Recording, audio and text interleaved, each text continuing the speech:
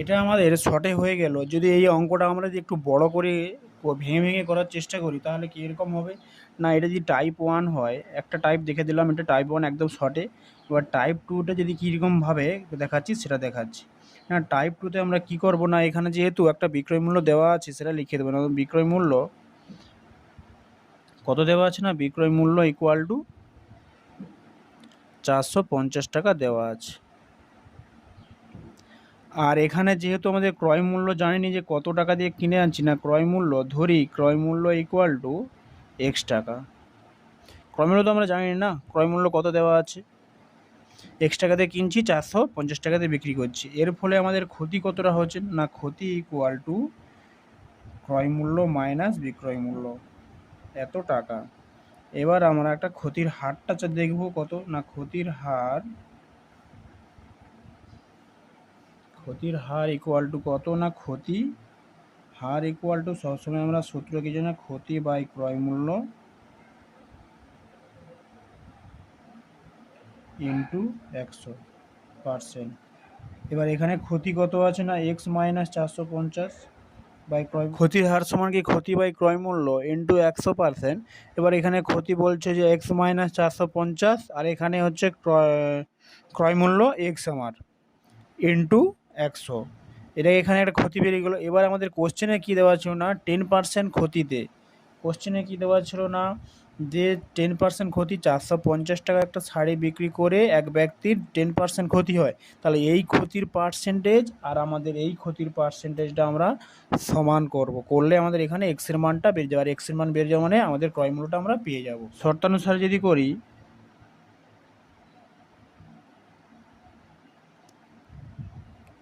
শর্তানুসারে x minus 450 by x into 100 into 10%, এই শূন্য কেটে দিলাম, তাহলে কি হবে না 10x, এই 10টা দিয়ে এখানে গুণ হচ্ছে 4500 বাই এক্স ইকুয়াল টু 1। এখানে যদি এক্সের মানটা আমরা বের করব ক্যালকুলেশন করে, এক্সের মানটা কীরকমভাবে বের করব, এক্স 4500 ইন্টু এক্স, বা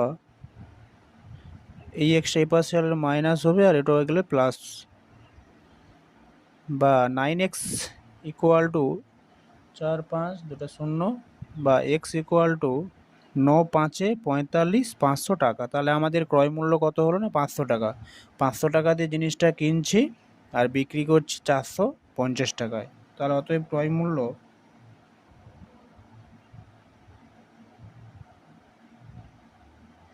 ইকুয়াল টু 500 টাকা। পরের স্টেপে যে কত টাকা দিয়ে শাড়িটি বিক্রি করলে তার 4% ক্ষতি হবে। এবারে বলছে যে এবার এখানে বিক্রয় মূল্য জানেনি, এই অঙ্কের এই পার্টের ক্ষেত্রে বিক্রয় মূল্য জানেনি। এবারে এখানে হয়তো আমাদের ক্রয় মূল্য বেরিয়ে গেছে না 500 টাকা। এবার ধরি বিক্রয় মূল্য equal to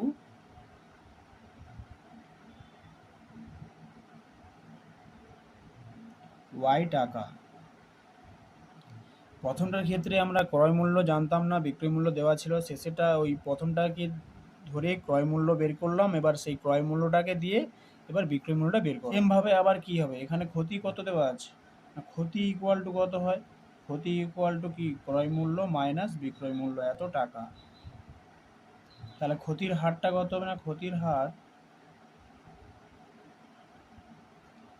her equal to কি হয় না, ক্ষতি বাই ক্রয় মূল্য ইন্টু 100, শূন্য কেটে দিলাম পার্সেন্ট।